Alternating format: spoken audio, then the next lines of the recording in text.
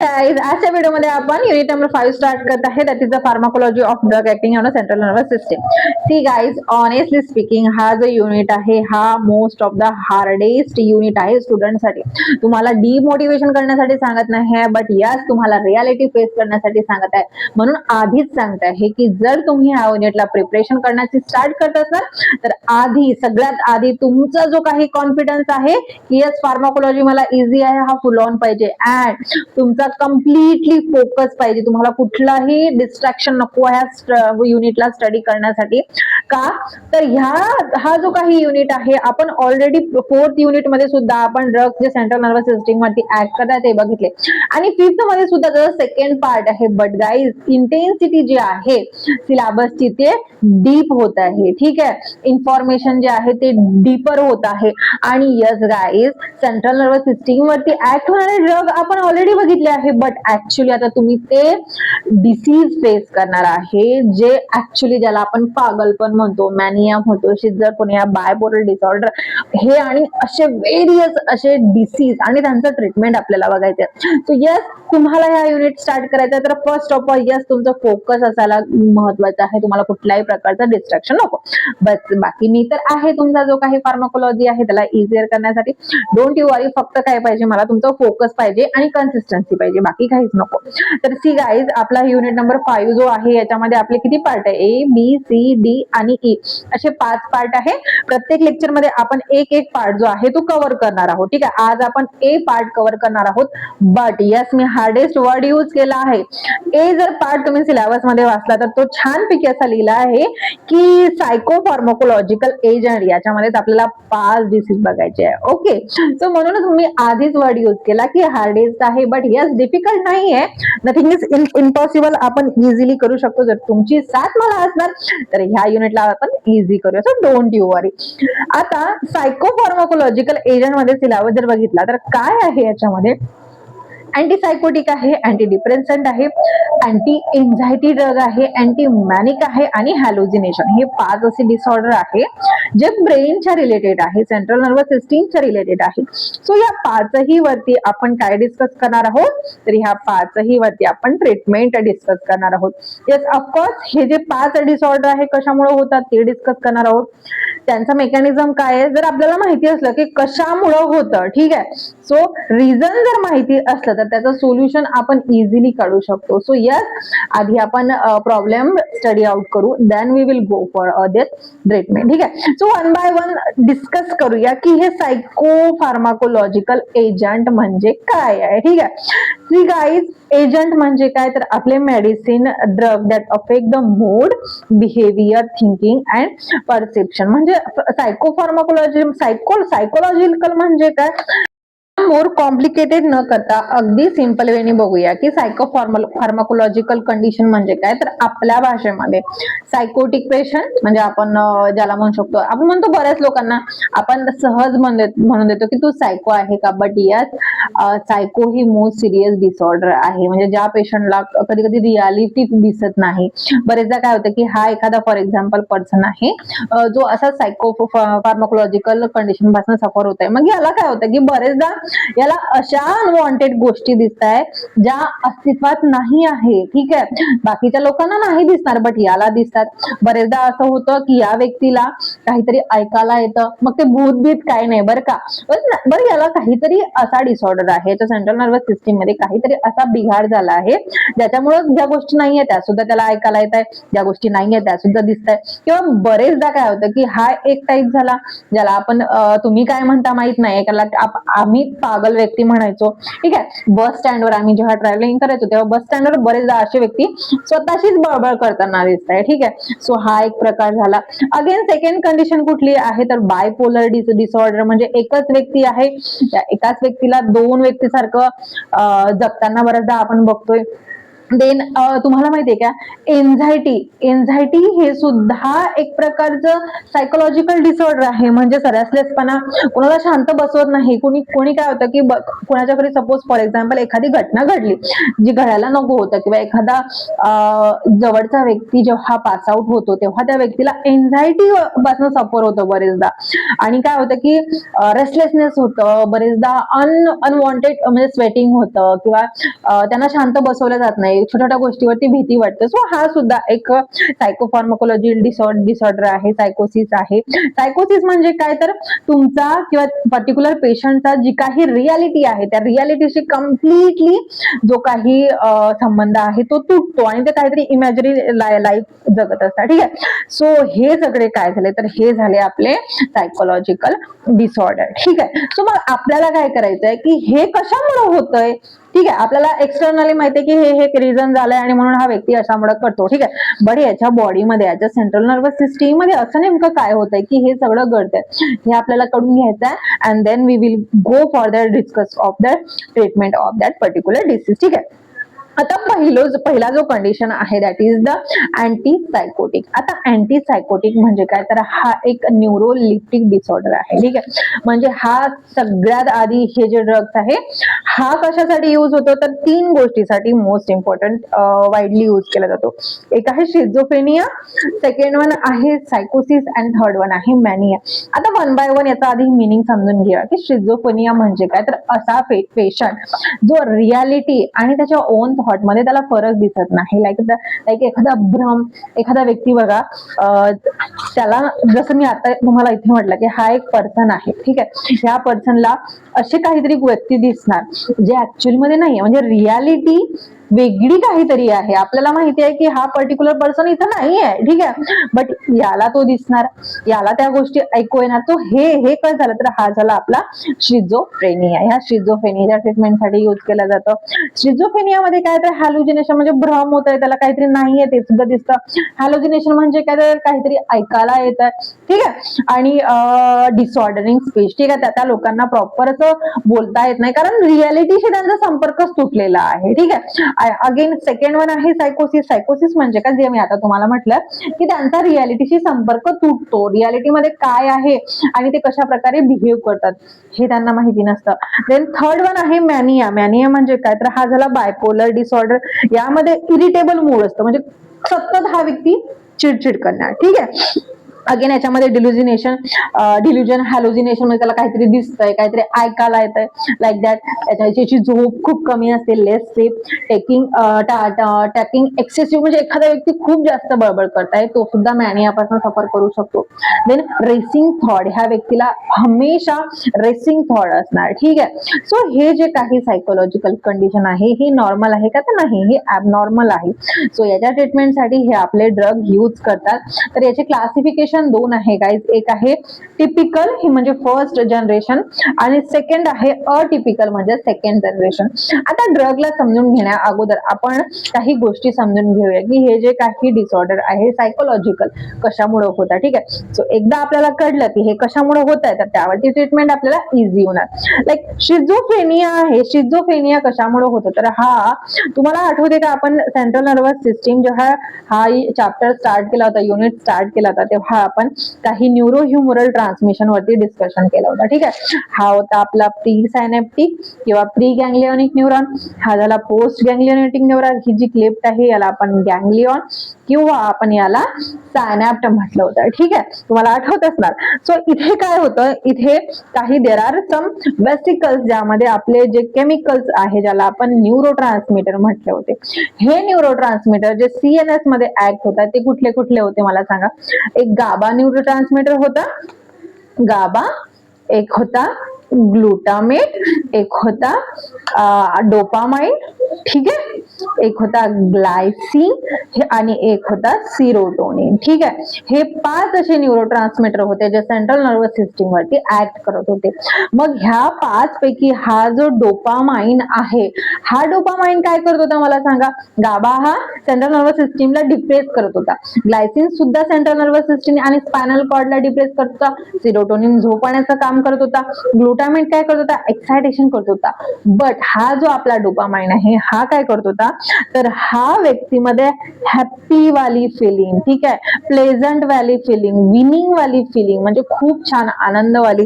Like आपण last lecture मध्ये alcohol बघितले, ठीक आहे, ज्याला अल्कोहोल पिलेल्या व्यक्तीला बघितलंय का तुम्ही, त्याला असं स्वर्गात गेल्यासारखं वाटतं, त्याला आकाशात उडतोय की काय असं वाटते. सो हे फिलिंग कोण आणतं, तर हा डोपामाइन. जर याचं कॉन्सन्ट्रेशन जास्त झालं तर ही सगळी फिलिंग आपल्याला येतात, ठीक आहे. जेव्हा आपण हॅप्पी असतो, खुश असतो, तेव्हा आपल्या बॉडीमध्ये डोपामाइनचं कॉन्सन्ट्रेशन जास्त असतं. बट ठीक आहे, एका लेवल पर्यंत डोपामाइन आहे, कॉन्सन्ट्रेशन इन्क्रीज होतं, देन इट्स ओके. बट मला सांगा की जर याचं कॉन्सन्ट्रेशन जर कंटिन्यू इन्क्रीज झालं तर काय होणार, म्हणजे तो कंटिन्युअसली तो हॅप्पी राहणार, कंटिन्युअसली तो व्यक्ती खुश राहणार, कंटिन्युअस सेंट्रल नर्वस सिस्टीम हे एक्साइटेड राहणार, आणि ते रिस्पॉन्सिबल आहे ह्या सगळ्या सायकोलॉजिकल डिसऑर्डरसाठी. म्हणजेच आपला शिझोफ्रेनिया जो आहे, शिझोफ्रेनियासाठी रिस्पॉन्सिबल आहे. म्हणजे जिथे डोपामाइनचं कॉन्सन्ट्रेशन इन्क्रीज झालं त्याला आपण काय म्हणतो, तर शिझोफ्रेनिया आहे. न्यूरोह्युमरल ट्रान्समिशन मध्ये काय होतं की हे सिंथेसाइज झाला, इथं स्टोअर झाला, ते इथं रिलीज होत होते. रिलीज झाल्यानंतर पर्टिक्युलर रिसेप्टर आहे, या रिसेप्टरला जाऊन ते बाउंड होते आणि ते जे काही ऍक्शन आहे ते प्रोड्यूस होते. आणि लास्ट स्टेप कुठली आहे, तर ती आहे टर्मिनेशन, ठीक आहे. ही एक सायकल बघितली.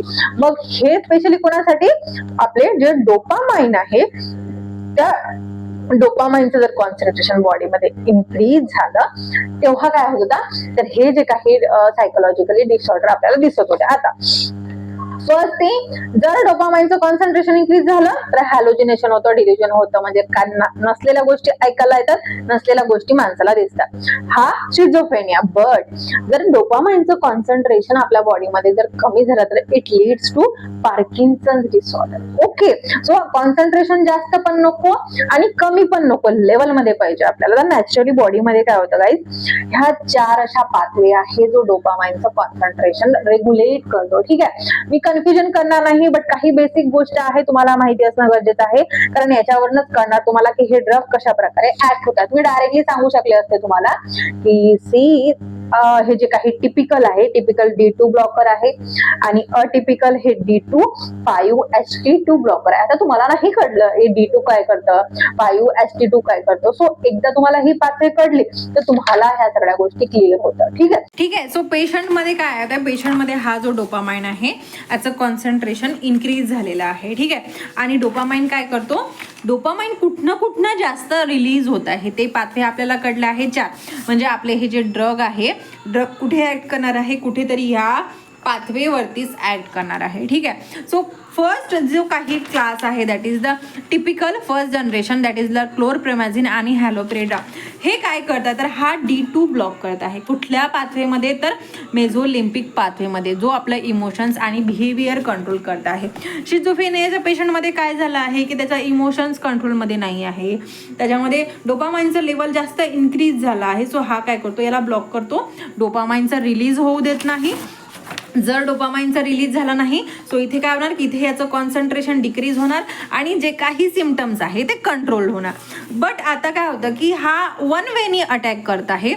Then after that second generation ही डिस्कवर्ड झाली. सेकंड जनरेशन म्हणजेच काय, तर अटिपिकल वाय, that is the clozapine, risperidone आणि ओलॅनझेपिन. आता हे काय करतात, D2ला तर ब्लॉक करतात प्लस 5-HT2 ला ब्लॉक करतात. ओके, तर हे कोणत्या पाथवेवरती ऍड करतात, तर हा जो काही निग्रास्टेटियल पाथवे आहे जो मोमेंट कंट्रोल करत आहे त्याला ब्लॉक करतो का, तर नाही गाईज, तर इथे डोपामाइनचं कॉन्सन्ट्रेशन हा इन्क्रीज करत आहे.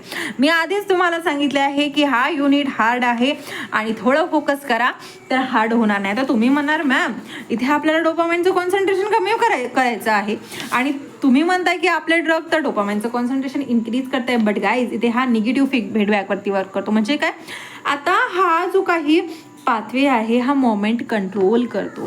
सो मग आता इथे काय होतंय की आपल्याला मोमेंट कंट्रोलच पाहिजे. मग ह्या फक्त ह्याच पर्टिक्युलर पाथवेसाठी आपण जो काही डोपामाइन आहे त्याचं कॉन्सन्ट्रेशन इन्क्रीज करतो. ठीक आहे, समजलं असं. सगळी थिअरी गाईज इथे लिहिलेली आहे. नोट्स तुम्हाला अवेलेबल होईल आपल्या टेलिग्राम चॅनलवरती किंवा डिस्क्रिप्शन बॉक्स तुम्ही चेकआउट करू शकता, तिथे तुम्हाला इझिली मिळणार. हे जे काही ड्रग आहे याचे काही साईड इफेक्ट आहे, लाईक हे एक्स्ट्रा पॅरामीटर सिम्पटम्स शो करतात. स्पेशली जो हॅलोपेरिडॉल आहे आपला टिपिकलवाला, याच्यामधला हा ड्रग शो करतो. म्हणजेच काय तर पार्किन्सोनिझम किंवा ट्रिमर्स, झटके येऊ शकतात आपल्या पेशंटला. ठीक आहे, सिडेशन कॉज करतात, वेट गेन होतं अँड हायपर प्लास्टोलॅक्टिमिया म्हणजेच काय तर म्हणजे काही मिल्क सिक्रेशन आहे तिथे पेशंटमध्ये जास्त प्रमाणात दिसू शकतं.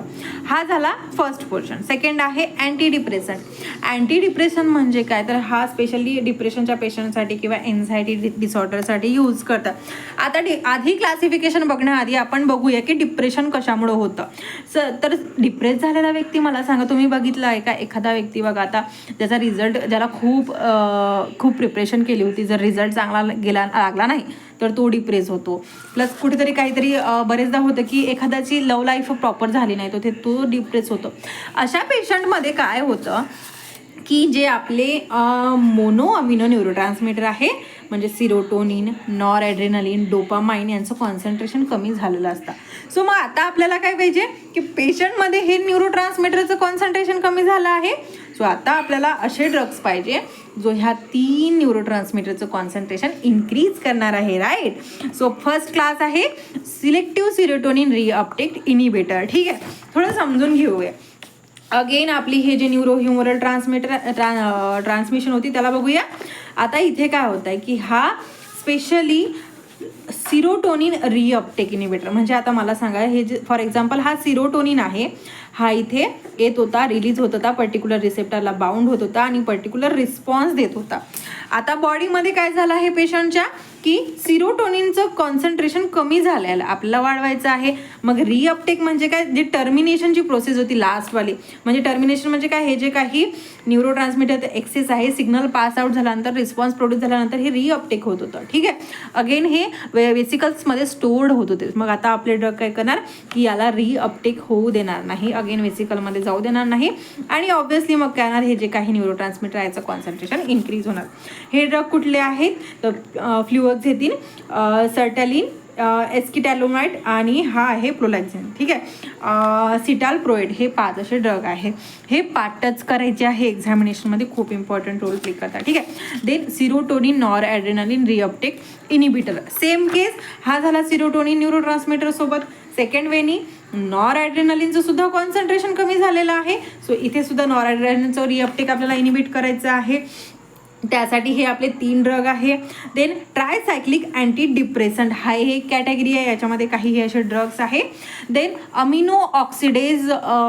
Mono amino oxidase inhibitor. आता हे जे माऊ आहे, माऊ आणि कॉम्ट, हे काय करत होते, हे जे न्यूरोट्रान्समीटर आहे यांचं मेटॅबॉलिझम करतात. ठीक आहे, कोण, एक आहे मोनो अमिनो ऑक्सिडेज आणि एक आहे कॅटॅकोल ओ मिथिल ट्रान्सफरेट. ठीक आहे, आता हा जो माऊ आहे किंवा मोनो अमिनो ऑक्सिडेज आहे यालाच आपण आपला ड्रग काय करणार, याला स्टॉप करणार. म्हणजेच आपला हा जो काही एन्झाईम आहे हा यांचं कन्व्हर्जन म्हणजे मेटाबॉलिझम होणार नाही, अल्टिमेटली याचं कॉन्सन्ट्रेशन इन्क्रीज होणार. आय होप तुम्हाला स्पीड हे फास्ट होत नाही आहे, कारण टॉपिक खूप मोठा आहे, व्हिडिओ खूप लेंदी झाला आहे, म्हणून मी थोडं फास्टर घेत आहे. अगेन याच्यामध्ये कुठले ड्रग आहे, फिनिलझेनिन, ट्रॅनिल क्रिपोमाइड आणि सेलेजिनिन, हे काही ड्रग्स आहे. देन अटिपिकल अँटी डिप्रेसन जे आपण पहिल्या कॅटेगरीमध्ये बघितले होते ते याच्यामध्ये आहे. त्याच्यामध्ये ब्युप्रोपिनोन, मेट्राझोपिन आणि ट्राझोडोलोन आहे. ठीक आहे, मेकॅनिझम क्लिअर आहे सगळ्यांना. याच्यामध्ये अगेन डिटेल वेमध्ये मेकॅनिझम लिहिलेलं आहे नोट्समध्ये, तुम्ही चेकआउट करू शकता. साईड इफेक्ट कुठले आहे तर नौशिया, इन्सोमनिया, सेक्शुअल डिस्फंक्शन आणि स्पेशली हा जो ट्रायसायक्लिक वाला कॅटेगरी आहे तो कार्डिओटॉक्झिसिटी शो करतो. थर्ड कुठली कॅटेगरी आहे तर थर्ड आहे अँटी एन्झायटी ड्रग. ठीक आहे, म्हणजे जो पॅनिक डिसऑर्डर किंवा अशा व्यक्तीला झोप येत नाही, पॅनिकनेस होतो, खूप रेस्टलेसनेस होतं, एन्झायटी होतं, त्या पेशंटसाठी आपण हे ड्रग यूज करतो. तर आधी बघूया की मेकॅनिझम बघूया की हा डिसीज किंवा हा डिसऑर्डर आहे, डिसीज म्हटल्यापेक्षा याच्यामध्ये नेमकं होतं तरी काय, तर एन्झायटी हा ओव्हर ॲक्टिंग आहे सेंट्रल नर्वस सिस्टीममध्ये, ठीक आहे.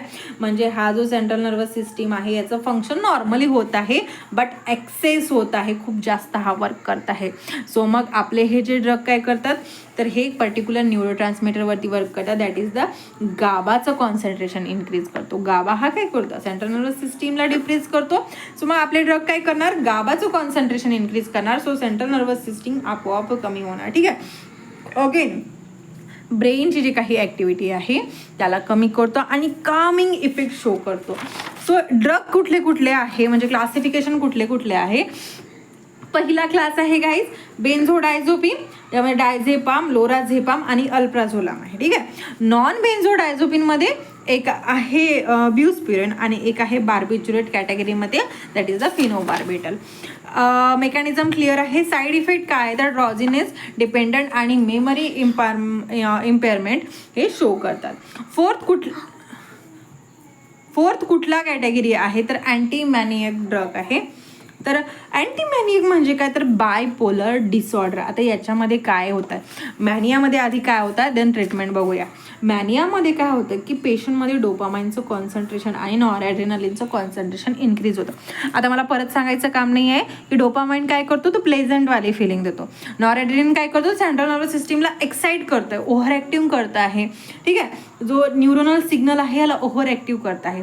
मग आपले ड्रग काय करणार, अँटीमॅनिक ड्रग काय करणार, स्टॅबलाइज्ड मूड करणार, जे काही न्यूरल ॲक्टिव्हिटी आहे त्याला कमी करणार. सो याच्यासाठी स्पेशली ड्रग कुठले कुठले आहे, तर lithium, drug for choice, valproate and carbamazepine हे यूज करतात. हे ड्रग कशा प्रकारे वर्क करतात गाईज, तर हे स्पेशली ॲनसिटल सिग्नलिंग पाथवे आणि modulating neurotransmitter leading to the mood stabilise. म्हणजेच काय, तर अगदी सिम्पल वेळेने सांगते तुम्हाला की डोपामाइन आणि नॉरॲड्रेनालिनचं कॉन्सन्ट्रेशन डिक्रीज करतात. हे ड्रग कुठल्या प्रकारचे साईड इफेक्ट शो करतात, तर हे ट्रिमर शो करतात, हायपरथायरॉइडिझम यामुळे होऊ शकतो अँड रेनल टॉक्झिसिटी होऊ शकते. ही झाली फोर्थ कॅटेगरी. लास्ट कुठली आहे, तर ती आहे हॅलोजिनेशन. म्हणजेच काय, तर सायकोटोमायमेटिक्स. म्हणजेच काय, तर म्हणजे हॅलोजिनेशन म्हणजे काय, तर नको नाही असलेल्या गोष्टी आपल्याला दिसणार. मग याच्यामध्ये इफेक्ट कुठले कुठले आहे, तर हा इट अल्टर परसिप्शन, मूड आणि कॉन्शियसनेस. ड्रग कुठले कुठले आहे, त्या LSD, ज्याला आपण लेसर्जिक ॲसिड डायथिलअमाइड म्हणतो, कॅनॅबिस आणि सिलोकायबिन, ठीक आहे. हे काय करतात, तर 5-HT2A रिसेप्टरवरती वर्क करतात आणि जे काही हॅल्युसिनेशनची प्रोसेस आहे, ज्या व्यक्तीला अनवॉन्टेडली दिसत आहे त्याला, जे काही सिम्टम्स आहे त्याला कमी करतात, ठीक आहे. सो गाईज हे 5 आपले झाले आहे. मी आज आय प्रिव्हियसली टोल्ड की यस थोडं कन्फ्युजन होतं, तुमचं कॉन्सन्ट्रेशन असायला पाहिजे आणि फर्स्ट टॉपिक थोडा लेंदी आहे आणि म्हणून एक्सप्लेन करायला लेंदी झालं. नोट्स तुम्हाला अवेलेबल होईल. सेकंड पार्ट एवढा लेंदी नाही आहे, तर त्याला आपण थोडं इझिली बघूया, ठीक आहे. जो स्पेशली पार्किन्सन्स डिसीजवरती थोडं इंटरेस्टिंग आहे आणि इझी आहे. एकदा फर्स्ट पार्ट समजला की सेकंड पार्ट इझी जातो, ठीक आहे. सो यस, बी कन्सिस्टंट. पहिला लेक्चर तुम्ही अटेंड केला आहे तर दुसरा तुम्हाला करायचंच आहे, कारण युनिट आपल्याला इझियर करायचं आहे आणि एक्झामिनेशनमध्ये मार्क घ्यायचा आहे, ठीक आहे. सो भेटूया नेक्स्ट व्हिडिओमध्ये. टिल दिन बाय बाय.